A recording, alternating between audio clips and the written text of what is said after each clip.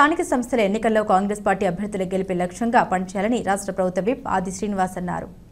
ఆదివారం కోనరావుపేట మండల కేంద్రంలో ఆర్యవైశ్య కమ్యూనిటీ హాల్లో స్థానిక సంస్థల ఎన్నికల సన్నాహక సమావేశం నిర్వహించగా రాష్ట్ర ప్రభుత్వ విప్ ఆది శ్రీనివాస్ ముఖ్య అతిథిగా హాజరయ్యారు. ఈ సందర్భంగా కార్యకర్తలకు ఎన్నికల్లో అనుసరించాల్సిన వ్యూహాలు, పలు సూచన తెలిపారు.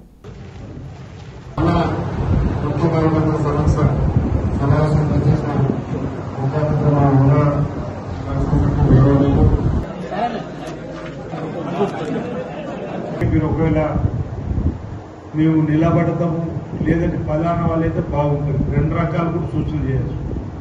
ఒక వ్యక్తికి మొహమాట ఉండి నిలబడతా చెప్పుకోకపోవచ్చు, అదే మీరు ఇంకొకరితో చెప్పినా పర్వాలేదు. అంటే మనం వాటిని పరిగణలో తీసుకొని ఎవరు దేనికైతే సూచనలు అయితే తీసుకోవాలి నిర్ణయం తీసుకొని నేను ముందుకు పోయి ప్రయత్నించే సందర్భంగా మీ అందరూ కూడా తెలియజేస్తూ మనకు 8వ తేదీన ఏదైతే బీసీ రిజర్వ్కి సంబంధించిన అంశాలు కూడా జరుగుతున్న చర్చలో భాగంగా ఏం జరుగుతుందనేటువంటి సందర్భం.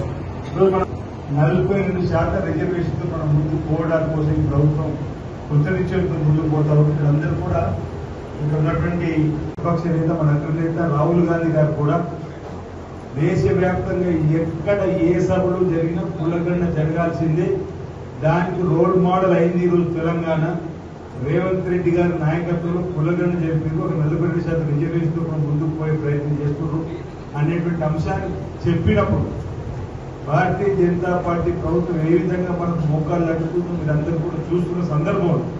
ఎందుకంటే మనం అసెంబ్లీలో చట్టాలను రూపొందించుకొని ఆ చట్టాలను అమలు పరచుకొని కేంద్ర ప్రభుత్వం పంపిస్తే నేను కూడా 24/7 అందుబాటులో ఉంటాయి. ఇక్కడ ఇబ్బంది వచ్చినా నా దృష్టికి తీసుకురాగానే నేను పదే మీకు అనేక సందర్భాలు చెప్తున్నాను. వాట్సాప్లో సమాచారం పంపిస్తున్నాను. వాట్సాప్లో కొంచెం తక్కువ చూడడం వల్ల లేట్ అవుతుంది. టెక్స్ట్ మెసేజ్ ఇబ్బందులు ఎలక్షన్ మూమెంట్ కాబట్టి ఏ ఇబ్బందులు ఇమీడియట్లీ ఫోన్ చేయండి. ఫోన్ దగ్గర మీటింగ్ రావడం, మీతో మీటింగ్లో మాట్లాడుతున్నాను, ఫోన్ వస్తే లిఫ్ట్ చేయకపోతుంటా.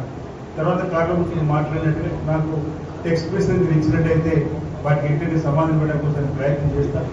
జస్ట్ శుభాకాంక్షలు దీనికి సంబంధించి రిప్లై రాకపోవచ్చు, కానీ